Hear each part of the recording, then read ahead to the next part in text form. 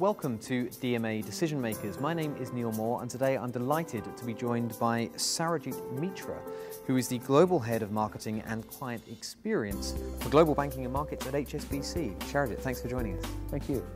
Aside from HSBC's big brand campaigns, I'm thinking of things like the airport sponsorships. What are the main tools you have to reach out to your customers? The primary tools that we have is the relationship management system. The relationship management system is absolutely at the forefront of engagement with customers. And it is for marketers to provide the supporting materials to relationship managers so that they can present their best foot forward when they're having conversations with clients. To support them, we also have other tools like the public website for the brand. We have corporate brochures. We have product literature, we have events that we participate in, there are conferences and roadshows. These are all ways of engaging with our customer group. However, there is an unmet gap, and the unmet gap is around engagement. We've done a number of studies with our customers, and there is a recurring theme that we get to hear, which is demonstrate that you understand my needs. And what customers are really saying is that before you start selling us products and services, try to understand what it is that we as a business are trying to get done, and then come back to us with the firm as a whole in terms of solutions that you can provide to us. And what about content? How important is that in your marketing mix? Ever since the rise of the digital era, I would probably say content is becoming as important as relationship managers. And it is, again, a symbiotic relationship. When I started off by saying, clients are saying, please demonstrate how you understand my business and how you understand what is influencing my business, it is very difficult for somebody who's responsible for sales to also do the brand building aspect. So the purpose of content is to demonstrate the ability of the brand to engage with the customer at a more macro level. And you can do this in a number of ways. You could produce your own content, or you could take somebody else's content and deliver it to the customer as meaningful information. You could also use a combination of the two, where you could say that we will take content from authorities of repute and combine it with our content so that the customers are getting the best of both worlds. They get the macro view, they get your view, and they realize that there is a conversation to be had with the bank, and that's where you deliver your capabilities through either your relationship management network or through your product specialist network. Before we talk about the hows of content, how you develop it and deliver it, I want to talk about the whats of content. What do you consider to be content? Content takes different forms.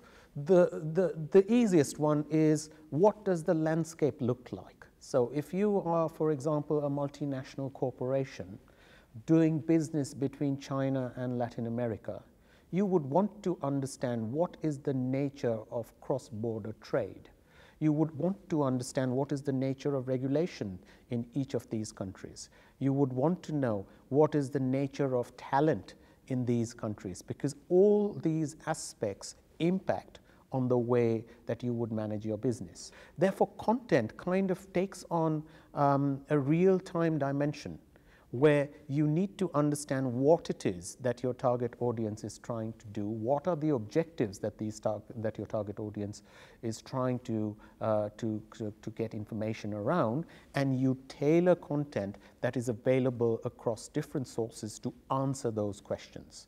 You said the need for content has really increased since we entered the digital age. So what are the trends you're finding in consumption? Is it about white papers and downloads and videos and podcasts? Are you seeing any trends in the way content is consumed amongst your customer base? In the B2B space, the degree of sophistication is slightly less than in the B2C space. But that does not mean to say that the B2B market will not catch up. At the current moment, what I get to see are essentially videos, PDFs, white papers as downloads. We are also beginning to see interactive content. So on the basis of a search, you go into a database and you can pull out your own stuff and reconstruct it as a download that you can read on the train. So you're creating your own newsletter for your own consumption at a future date. Now, that degree of sophistication is not really required at the current moment. At the current moment, what we do require in the B2B space is about our being able to create repositories of knowledge which can be delivered to audiences in a relevant and timely manner. Today, customers are expecting us to have a point of view. The opinion of the bank needs to be expressed on our website so that when something big is happening, they know where to go and to understand what the view of the bank is. We are getting onto this. We have already revamped our website, and there is a significant change in the benefit and value that we deliver to customers to demonstrate our capabilities and expertise. One of the things you said earlier was that creating content is hard, and I think there's a lot of marketers out there that would agree with you. So how exactly do you go about developing it and delivering it? Developing content is really difficult.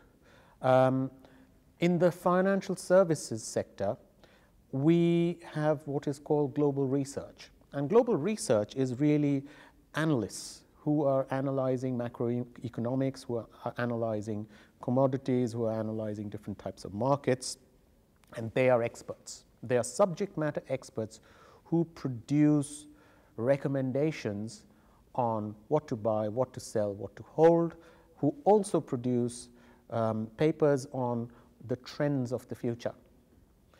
That is really valuable, and that is what, in the corporate and institutional space, our customers want. That said, there are other users of this information, like high net worth individuals, like small businesses, like medium-sized businesses, who may not be able to receive this information because of regulatory requirements. The content must be fit for purpose.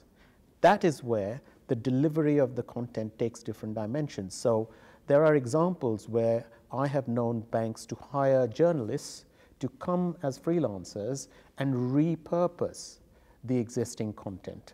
And there are times when we take those exact pieces of content, take the executive summary, and publish that for consumption by a wider audience. So there are techniques that are available to repackage a piece of content that has been developed for the high end of corporates and institutions.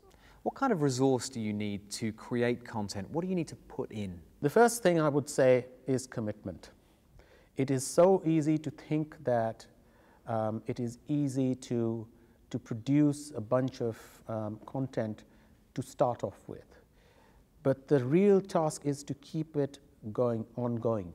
And the real task is to ensure that you are producing relevant material that is appropriate for the audiences that you're talking about. And marketers themselves are not geared up to do this, nor are the copywriters at advertising agencies. So what I would propose is that there be a greater engagement with financial journalists who understand both sides, the ability to write and the ability to understand the dynamics of economics and how it impacts different audiences. So in terms of content production, in the future, I would expect a greater engagement with journalism than we have currently. At the moment, most of the content is being produced by research analysts. What kinds of organizations are you working with to develop content? To the best of my knowledge, there aren't any who are focusing on creating bespoke content, because the very nature of the kind of people that they would need to have on board prevents them from doing this. So an organization would need to have somebody who understands finance, somebody who understands, durables, somebody who understands, sports, somebody who understands entertainment, to be able to create content that is relevant and meaningful. And the demand hasn't been expressed as clearly as yet for any one organization to declare themselves, we are a strategic content provider. When does happen, when that grows, that is definitely the opportunity for a new business category to emerge. Is this a space that you feel media owners can really step into? Oh yes, absolutely. And we are already seeing a number of publications in the financial media who have produced, who have created their own intelligence units. And these intelligence units, their responsibility is to repackage the knowledge that is held within their organization and feed it as data output or content or insight outputs into organizations as an independent source of knowledge. And yes, we are beginning to see a lot more of this coming, but we do need to see a significantly larger number of organizations doing this. Sarijit Mitra, thank you very much for joining us, and best of luck with everything you're up to. It's been a pleasure. For more up-to-date news and views on the Asian digital marketing scene, visit digitalmarket.asia.